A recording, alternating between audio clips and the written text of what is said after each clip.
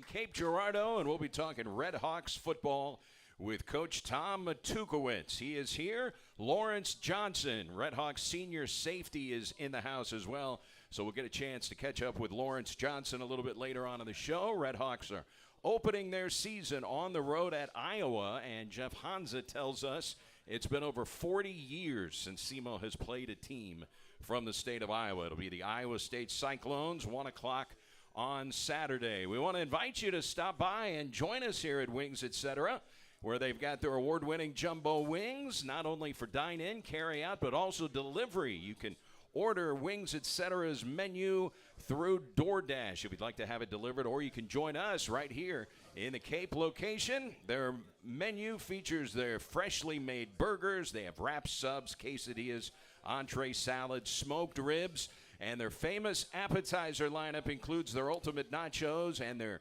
spicy deep-fried pickle chips. And once again, DoorDash has made it very convenient. You can order online or just stop in and join us here for the Coaches Show in not only the Cape location but also in Jackson. And a little bit later on in the football season, we will be at the new location in Dexter to do a Coaches Show. So they are expanding here at Wings Etc. Let's welcome in the Red Hawks head football coach, Tom Matukowitz. How are you, Coach? I'm well. It's game week.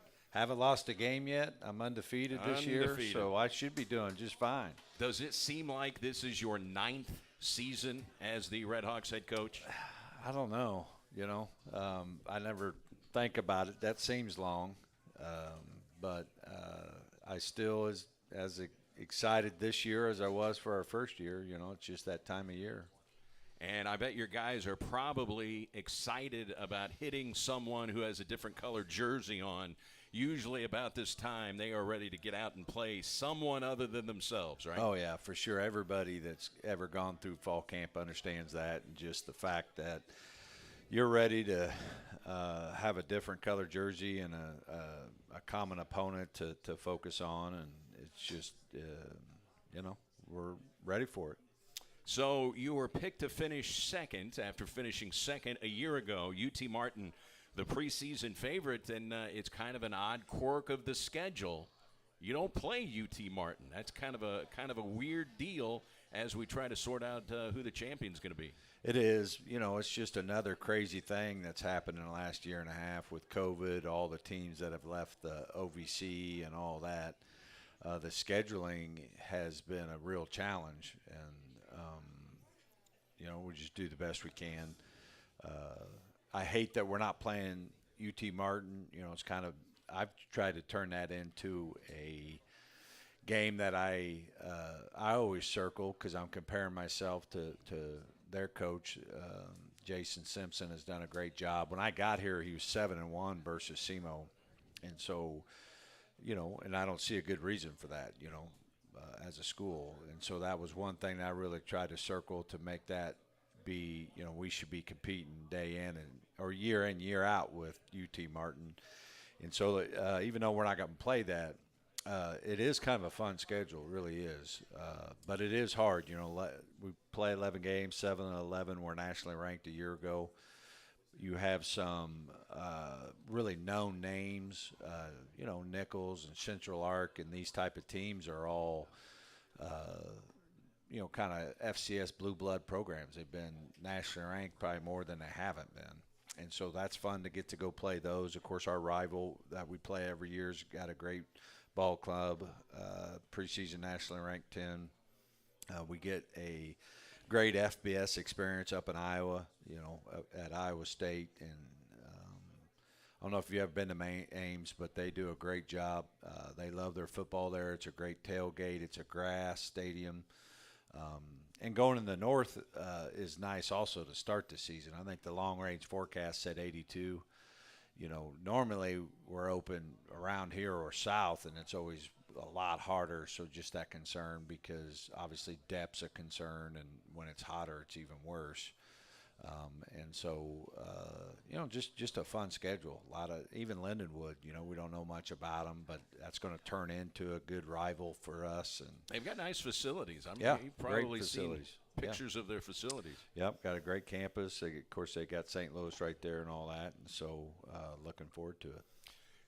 You'll be seeing Lindenwood now on the recruiting trail now that they're Division I, right? Yeah. I'm sure we'll go head to head with them on a lot of kids, but they're kind of the wine and cheese crew. We're kind of the beer and wings crew. I don't know if I should be saying that on TV or radio or whatever, but they got the nice fancy buildings and all that, and we just probably recruit different types of people.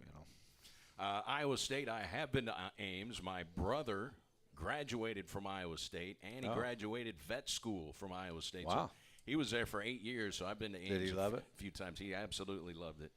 And I always send him a text when they'll lose in the NCAA tournament or something like that. So Ames on Saturday, and as far as camp, how has camp gone, and what are some of the things that have stood out to you during your camp?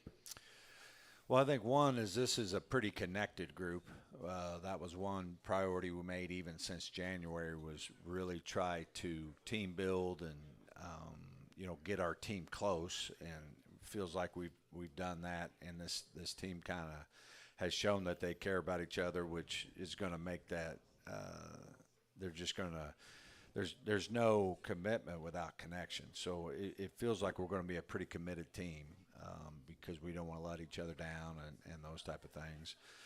The biggest fall camp question mark, and really the team question mark, was just who was going to be our quarterback. And working through that situation, and was able to name Paxton starter.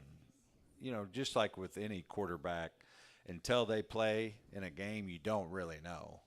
Until Paxton or CJ gets hit really, really hard, gets up.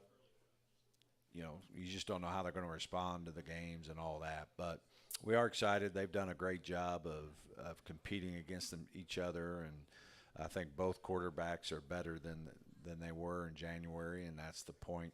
And ultimately, you got to have two, and might see two against Iowa State. It's definitely on the docket.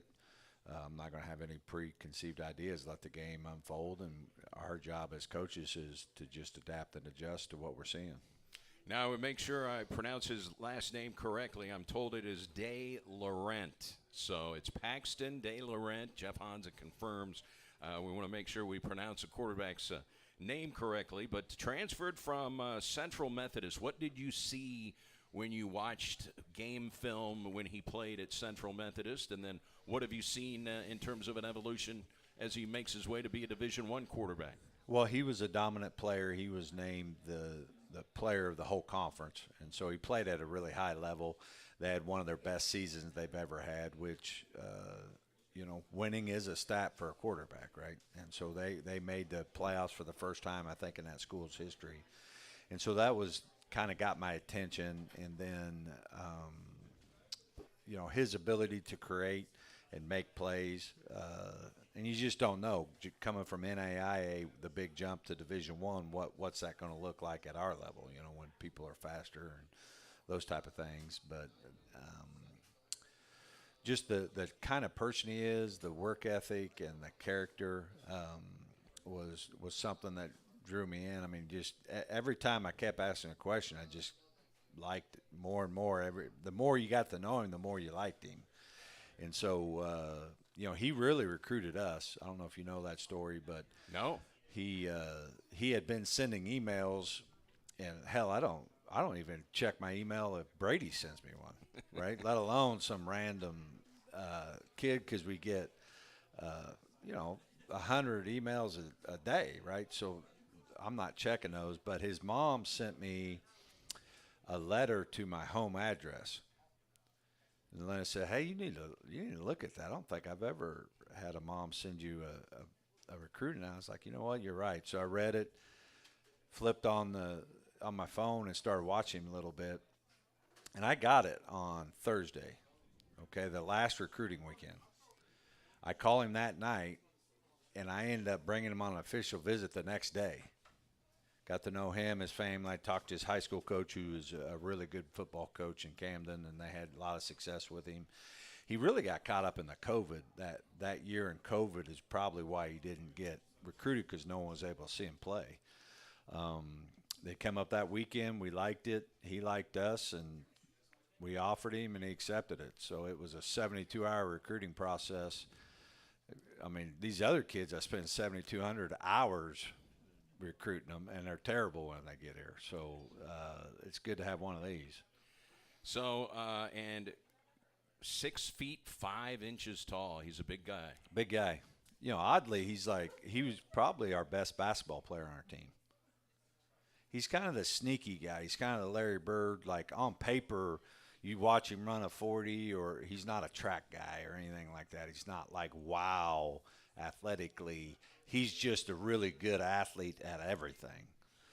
We had kids over at our house playing cornhole, and he won that.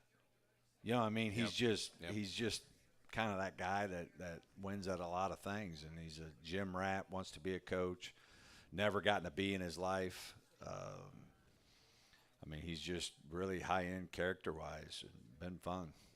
So the chances that we see both quarterbacks at Iowa State, I know how does the game develop if everybody stays healthy, but is there a chance we may see both? Or? Sure. Oh, yeah. I mean, there's one thing one thing for sure is you don't know. So both got to be ready, and, you know, it's just the way it is. Just see how it goes. Well, you are certainly seeing some names on that offensive line that we have seen in the past with Terry Cook, Chiron Rogers, Zach Gigg. The new name up front is Kobe Six Killer. He's listed as your starting right guard. Tell us about Six Killer. He's a junior college product out of Ineo, Oklahoma, that we really liked. He ended up getting recruited pretty heavily. At the end, he ended up going down to New Mexico State on an official visit, and they offered him, and he ended up picking us over them. And so what I loved about his recruiting process is that he really kind of fell in love with the other O-line coaches and those type of things, and just felt like this was home. I think one of the biggest storylines of our season was our recruiting.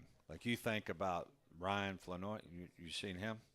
Six Killer. I've heard about him. None of these guys were here this time last year. Like, they're starters and probably big-time impact players that we got through recruiting in January. And so that's probably a story that hasn't been talked about enough of our recruiting, you know. And we had one of our best classes that we signed. I think just with the stadium and the buzz around all that really has helped us.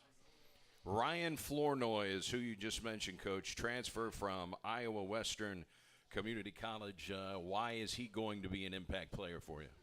Well, he scored a touchdown in every practice we've ever had. So either we're terrible in the secondary, he's pretty good.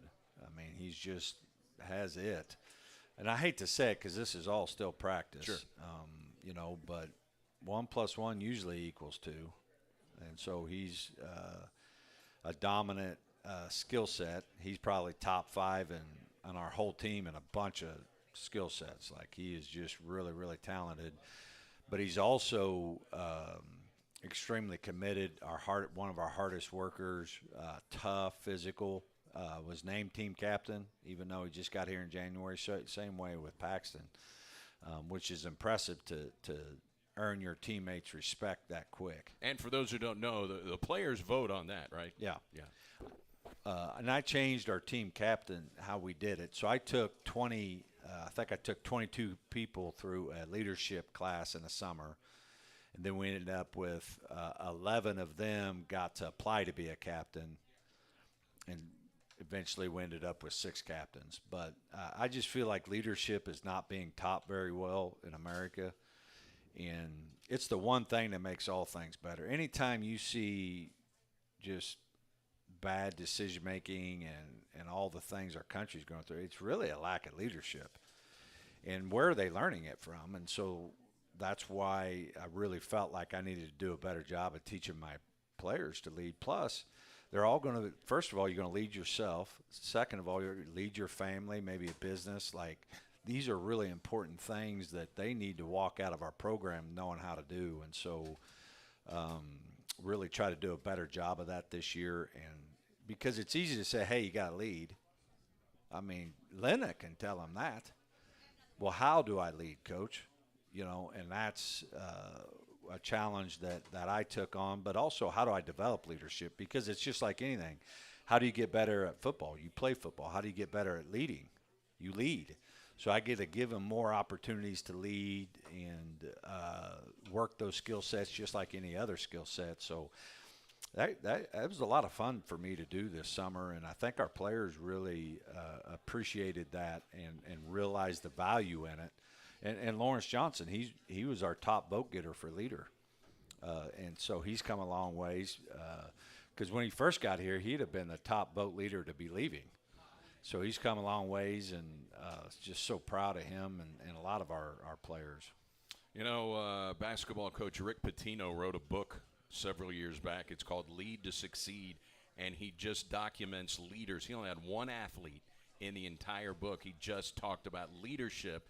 Bill Russell was the only athlete that he had in the book, and it's a really good book, especially guys that are trying to develop leadership skills. I know it's natural for some guys. Other guys, it's not natural, right? No, and not everybody needs to lead, and that's sometimes the mistake we make is your best salesman needs to be the sales leader. Well, one, he may not want to do that, right? And then you're going to affect his sales if he's not any good at it. And so this is just something that has come natural a little bit to me, but the more you think about it, it was just something that I think is going to really help us this year, and certainly going to help my players be better husbands and fathers, which is ultimately the goal.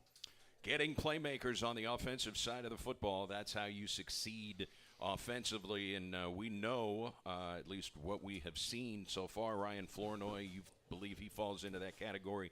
Johnny King named preseason all OVC. So that's a good start at the wide receiver position. No, I'm glad you mentioned Johnny because he's really, really had a fall camp, man. He has done a great job. Obviously, he's a big guy, 6'4", 6'5", and we really challenged him to be more dominant at reception point. And, man, he has made some spectacular plays. And one of our goals on offense is to be explosive.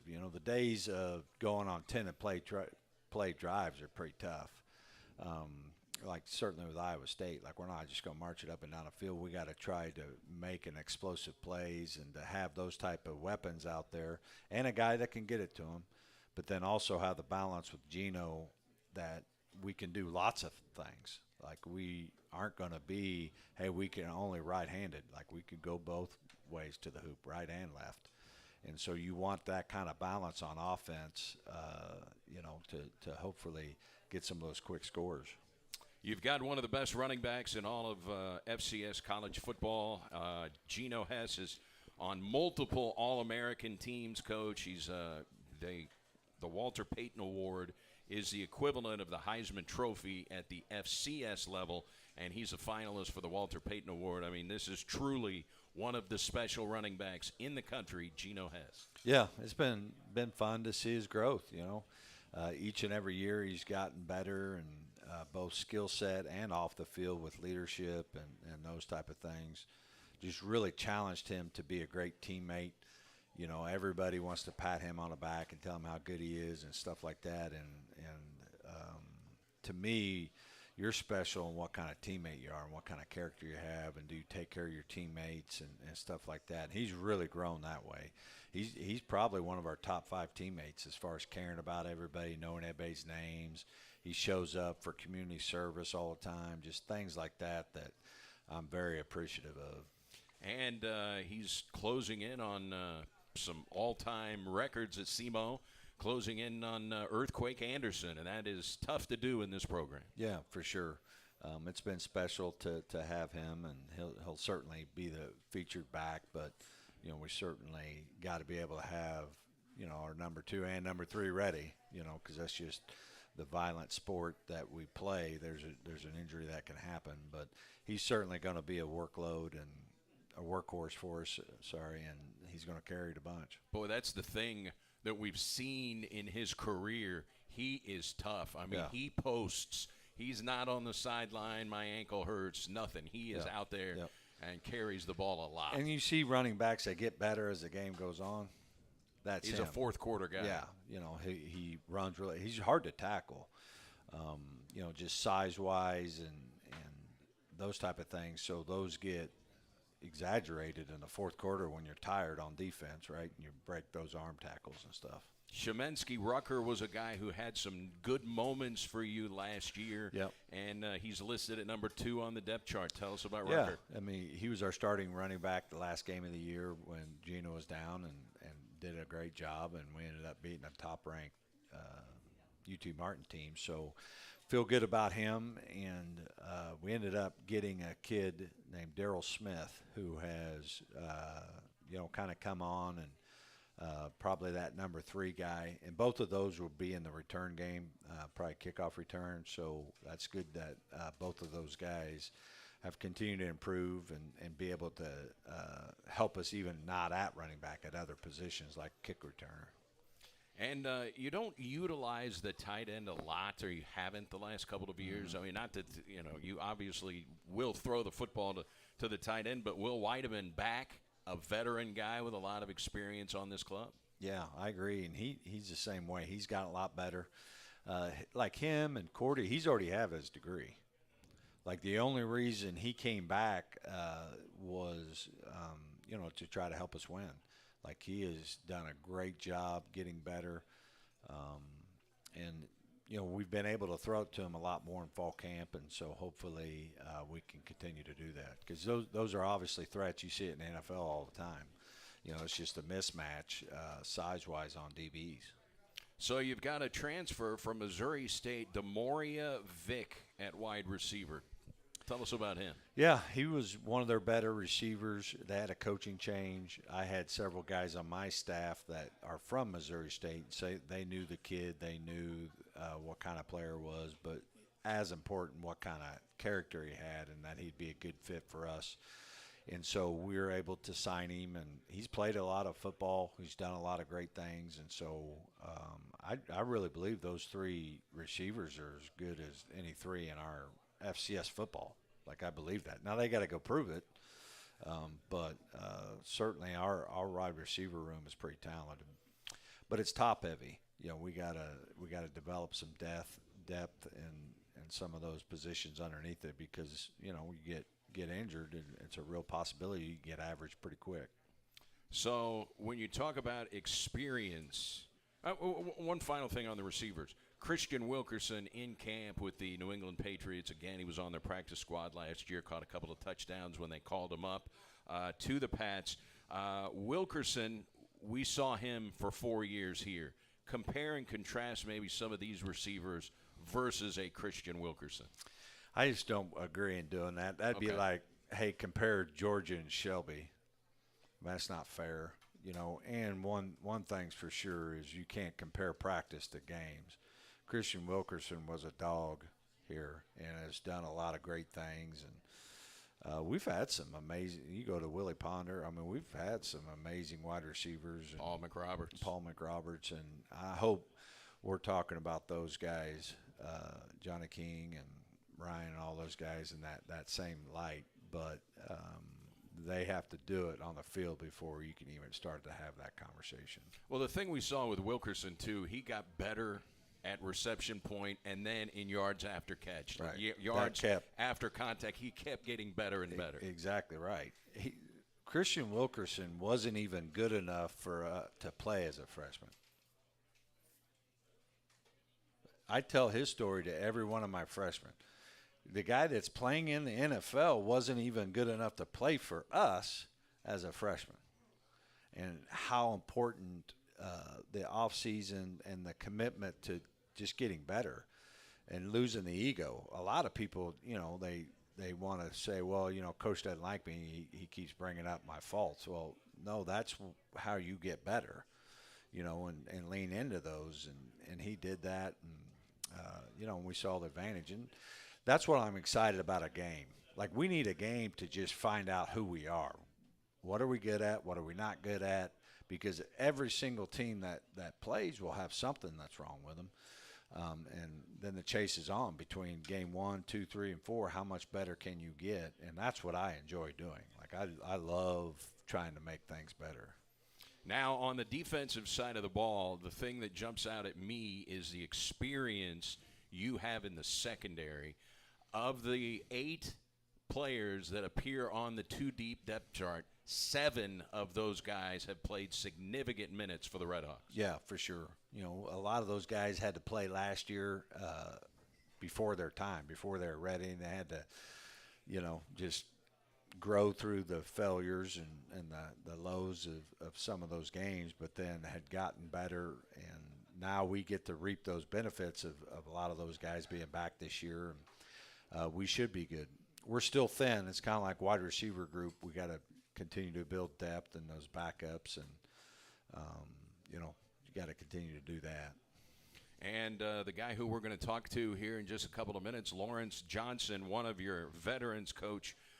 He's played since he played special teams as a freshman, got his feet wet in Division I football, and then here he is, you know, as far as team captains and leadership, a guy that you're singling out. Yeah, for sure. And I brought him to our OVC media day, and he's a great player. I think he's one of the best defensive players in our league, but he's also a great leader, a great teammate. He's going to go on to do beautiful things. Hopefully he plays in the NFL. I'm trying to talk him into being a coach. He'd make a great coach. He doesn't have any swag. You know, obviously I'd let him borrow some of mine. But he might be able to recruit. We'll have to see. But he understands the game, but he just has a gift with people. When he gets up here with his smile and everything else, he just kind of has that it factor. And he's from St. Louis, and that area, as far as recruiting, got a little tougher when Lindenwood joined the league. You're going to have more competition in St. Louis, where there are so many good football players. Yeah, for sure. And you know, but he was a high school quarterback, you know, on a pretty average team and all that. We were lucky to have him in camp. Because he was really under-recruited. We're really the only offer that he had Division I wise. And so, you know, it's just it was more of an evaluation thing than a recruiting thing. It's not like we beat a bunch of people on him, but we had that good evaluation, and we could tell that he was going to be a good DB. We'll talk with Lawrence Johnson when we come back from this timeout, and then Coach Tuke will rejoin us. We'll talk much more about the defense and how deep are the Red Hawks, especially on that defensive line and the linebacking core, which has been good every year since Coach took over the program. So it'll be Lawrence Johnson when we come back. It is the Coaches Show. We're at Wings Etc. in Cape Girardeau, and this is SEMO ESPN.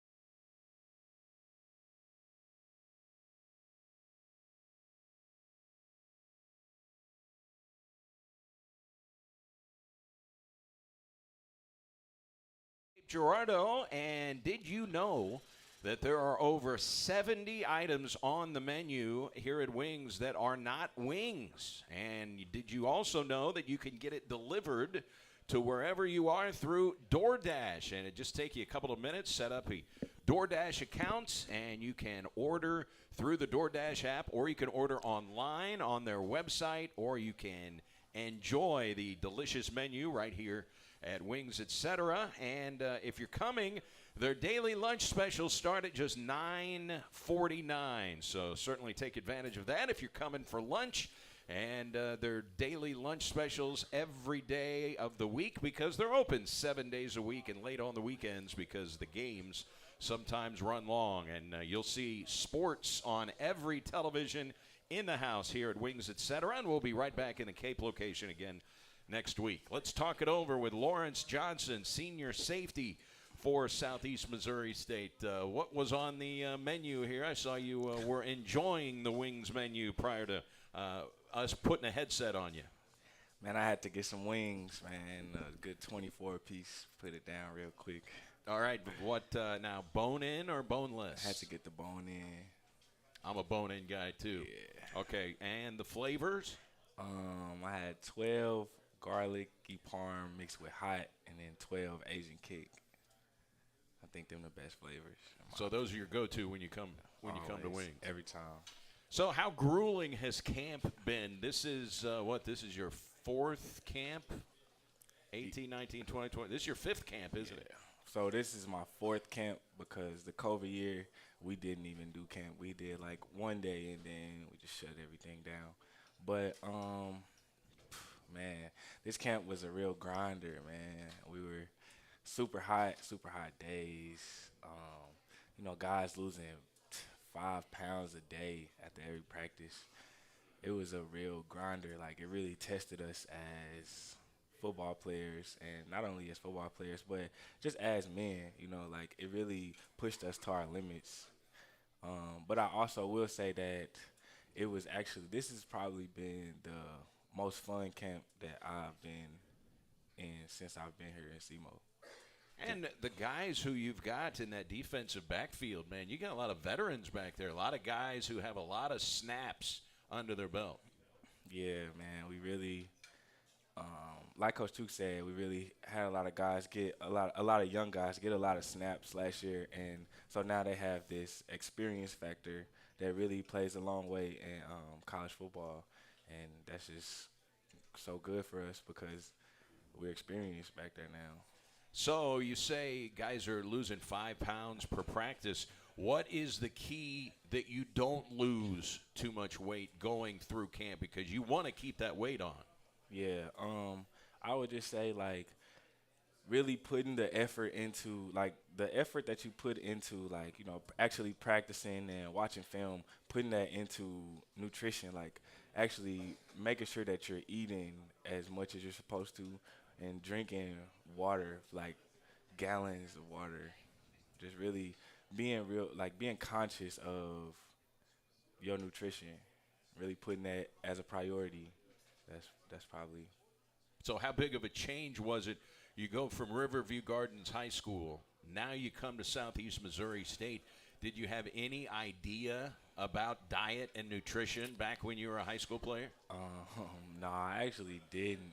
So back in high school, I mean, nutrition really wasn't, when it came to football, nutrition wasn't a priority for me. Like, I could go through school all day, not eat like lunch, and then before the game, eat a bag of chips, and then still perform good. But now on the college level, where, guys are bigger, faster, stronger, like, you got to eat 3 meals a day, and you got to make sure you're hydrating with good fluids and not like soda and,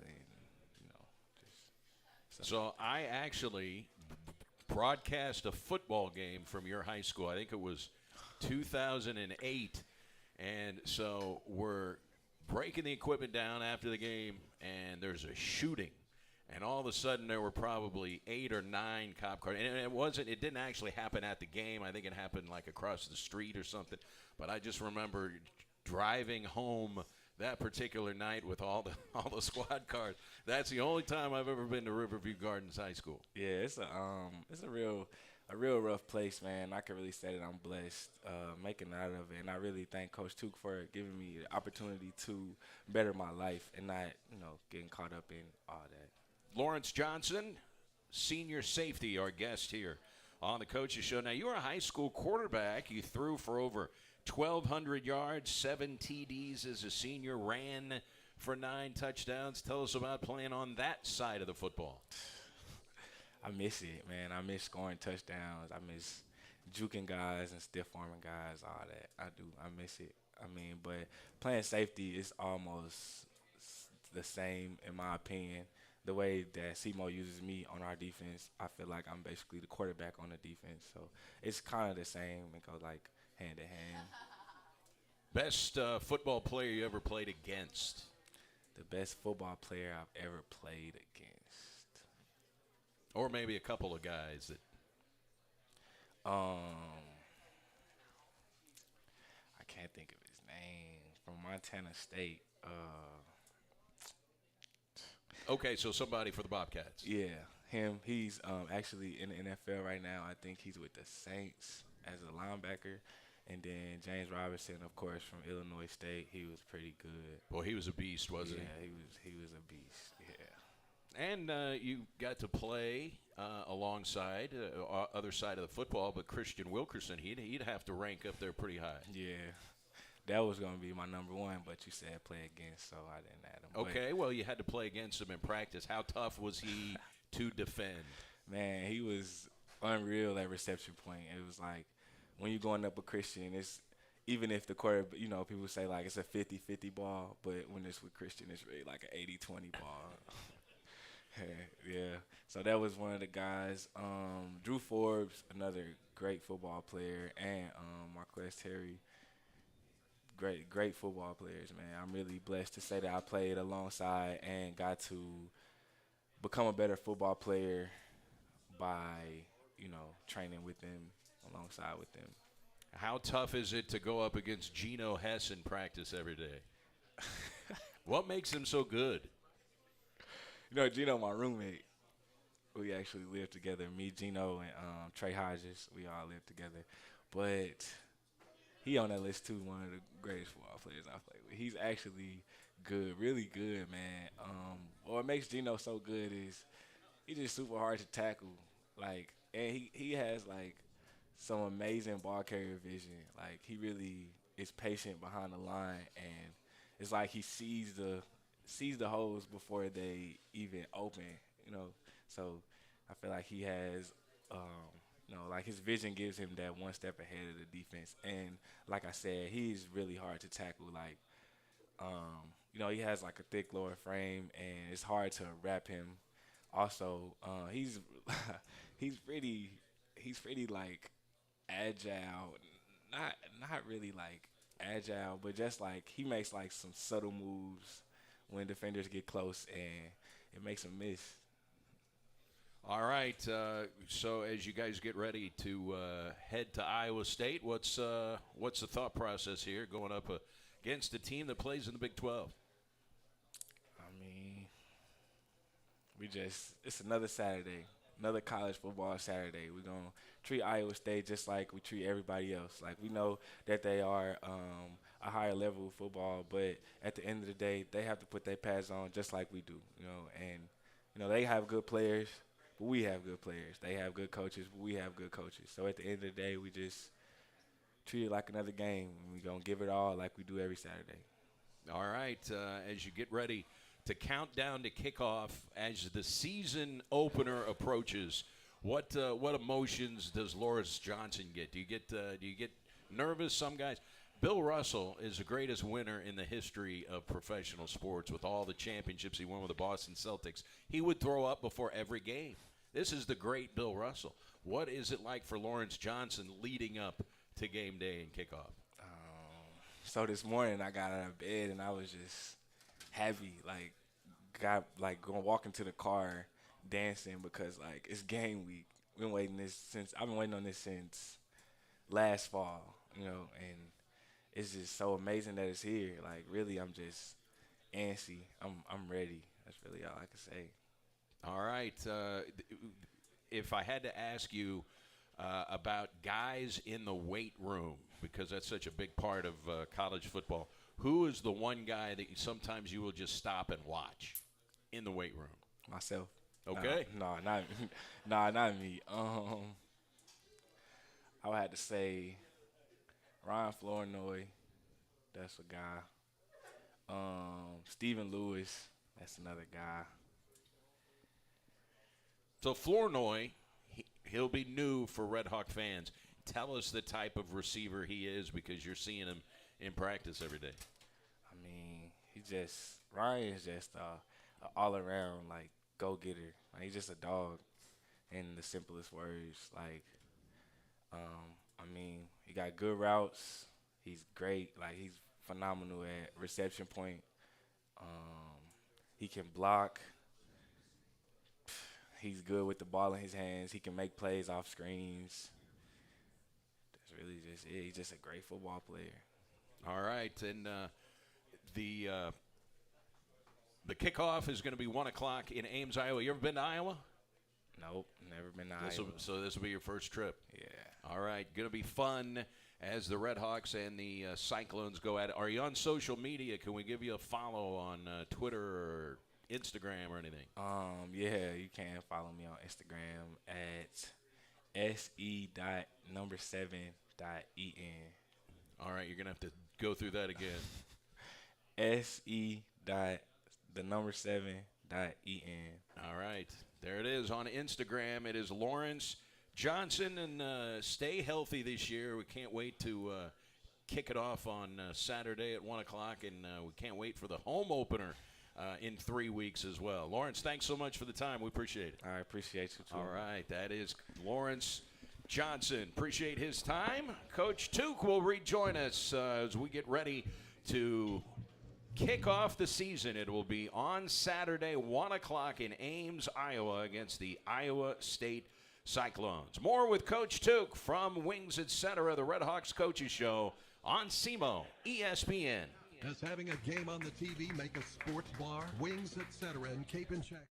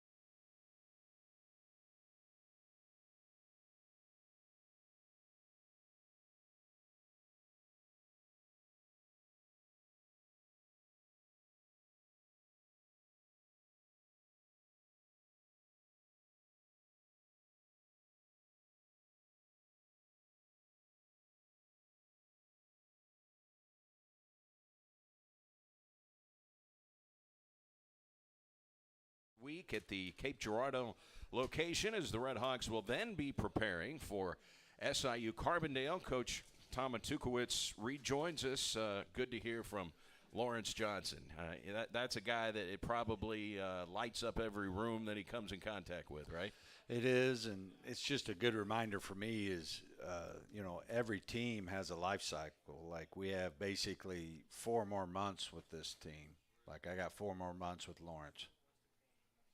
And just make sure that we appreciate everybody around us because this doesn't last forever. And that was just a good reminder for me to make sure I appreciate all these guys that I'm fortunate enough to coach this year. So the secondary, you've got 2 safeties, 2 corners. You do have an injury at corner now. So how are things going to stack up now in terms of your depth in the defensive secondary? Well, obviously we can handle someone being down. It's just that you have another one. That's what gets it tough, and then how many snaps you're going to have to take and all those type of things. At the end of the day, I do think there's going to be a little bit of a learning curve for this team. I got a new O-line coach, a new tight end coach, a new running back coach, a new inside linebacker coach, a new outside linebacker coach, a new defensive coordinator. That's a lot. So, no one really talks about all that, but, it's tough when you change over coaches and certainly a coordinator. And so, there's probably going to be a little bit learning curve for us, and this is about the OVC and OVC championship, and how do we, continue to get better every day. It just will bring up the fact that we're going to be a work in progress just because these are real things that we got to work through. They're not excuses or anything like that. At the end of the day, we expect to play well and won't make excuses, but the fact of the matter is, we're going to have to overcome some newness challenges that we have. When your program took a step forward, one of the contributing factors in that was depth, quality depth, especially on the defensive line. You have had some depth the last few years on the D-line. Do you have depth this year? Yeah, I think in the front 7 we got really good depth. We may not have the superstar name or the draft pick or something like that, but we got depth, and those guys should be able to play as hard as they can because they're not going to have to take 80 snaps. Each of them can probably get in the 30s, and they should be just fine. And so, expect those guys to play well. And, of course, you return your leading tackler, which was Bryce Norman. At Mike linebacker. And the thing about Norman, Coach, I know he started more on special teams, but when he came in as a freshman, first of all, did you think he'd see a lot of playing time, and did you have any idea that he would be your leading tackler on the football team? No, and if you had told me that, I may not have showed up for the season. But that's how it is, and you say, well, we lost Brandon Mincy early in the season, and what are we going to do? And all of a sudden, now we have Bryce Norman, and that's just the way it is. And thank God he got all those reps, and we had to pay the learning curve price back then. But he has, done a great job. And the thing I like about him is, man, he is a really durable guy. He doesn't get tired easy. Like, he literally could play all 80 snaps. We got to watch him on special teams now because he's going to be playing so much on defense. But he's just as durable and as a consistent football player as there is on our football team. He's not going to say much, which isn't bad either. You need them both, right? You need Lawrence's and Norman's. But I'm just looking forward to seeing him compete. How has Coach Tim Billings settled in? Good. Yeah, he's coaching our outside linebackers, and he's in charge of our punt team. And him and his beautiful bride are getting acclimated and doing things. And it's hard to believe he still has that fire like any other coach. Been doing it for so long. But I think he just enjoys trying to make a difference in young people's lives. And, he's just like any of my other coaches. Like, he does a great job and has great energy, and our kids love playing for him. I think one thing, anytime you're putting a staff together, is you want different dynamics. And for me, I appreciate is I can bounce things off of him about, hey, should we back practice off, or more concepts where you need veterans that's been there, done that, and you could get some advice on. He's helped me several times on the schedule and some things like that. So he's been a good resource for me also. How about your linebackers, Coach? You've always had excellent linebacking play since you have been the coach, and I know you pay special attention there. I know as a head coach you have to oversee everything, but one of the positions that has thrived under Tom Matukowitz has been linebackers. Yeah, well, I don't think it had anything to do with me, but we play a linebacker-friendly defense. We got 4 or 5 of them out on there at a time, and one guy that I think is going to have his best season is Booker. Booker's played quite a bit. He hasn't played at an all-conference type level, but he really has shown signs that he could. He's just got to be consistent and play relentless, and I think he's got a chance to be an all-conference type outside linebacker. He's done a really good job through fall camp. Keandre Booker, 17 games played, 11 starts under his belt, and Southeast Scholar athlete, so he excels in the classroom as well. And he's a big skill, so he's not a little guy out there, and does quite a bit for us. And as far as the defensive line, LeWilliam Holmes from Louisville, London Manuel at nose guard, Stephen Lewis, and we just heard from Lawrence Johnson about watching Stephen Lewis in the weight room. Yeah, our D-line are really strong, great at point of attack. One challenge is we want to try to affect the quarterback more. So that's been an emphasis both at our outside linebackers and our D-line of trying to affect the pocket a little more than we did a year ago. As you remember, we kind of struggled with a mobile quarterback, being able to chase him down and stuff Murray like that. State, right. Yeah, and so that was a point of emphasis, so hopefully we've made a lot of progress there. Well, who are some names of guys that we're going to see hassling the quarterback this year? One guy that we haven't seen a lot of is Jordan Cole, and so he was a transfer from Northern Illinois. He was here last year, but he was injured, and so he just medically redshirted. He's a guy that has that speed.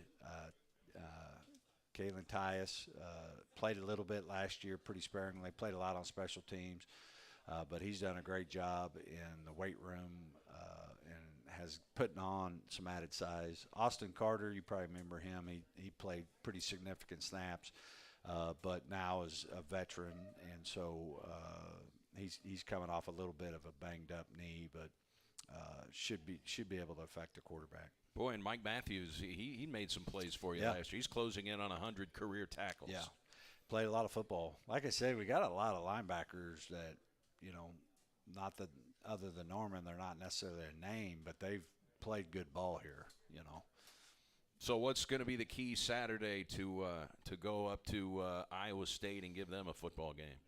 Well, I think the big thing is we need to turn the corner in not losing to SEMO. I really felt like our last 2 seasons, or whatever we want to call last year, we struggled with stupid penalties. And I think we have to learn how not to lose to SEMO before we can learn how to, win games. And so just those no self-inflicted errors.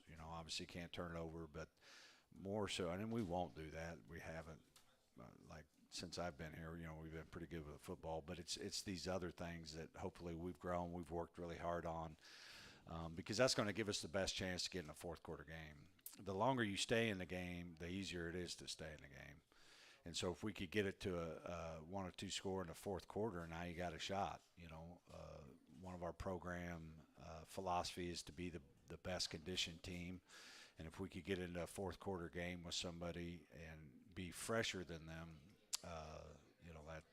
that's what we believe wins the fourth quarter, and I think that's what we got to do this weekend. Iowa State Cyclones, 1 o'clock on Saturday. The season is almost here. I talked to Lawrence about how does it affect him getting closer to game time. He said he was dancing out to his car this morning. How does it affect Coach Tom Matukowitz? It's the same way.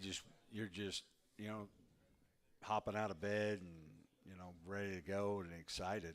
You know, I think any competitor loves the preparation just as much as game day. Like, I can't wait to get to practice. Like, I'm as excited about today's practice as I am Saturday, you know, just to go out there and try to prepare. And so we're here. Let's enjoy it.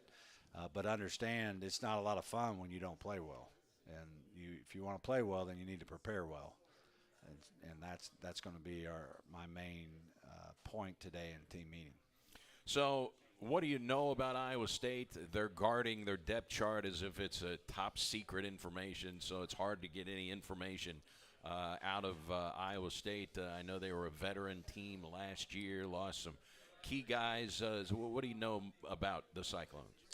I know a lot about them. I mean, just because of stuff I know on paper, you have a good idea of everything, you know, and they feel good about their quarterback. But just like ours, until they start playing him in a game, who knows? Of course, they graduate. They're great running back and their tight ends.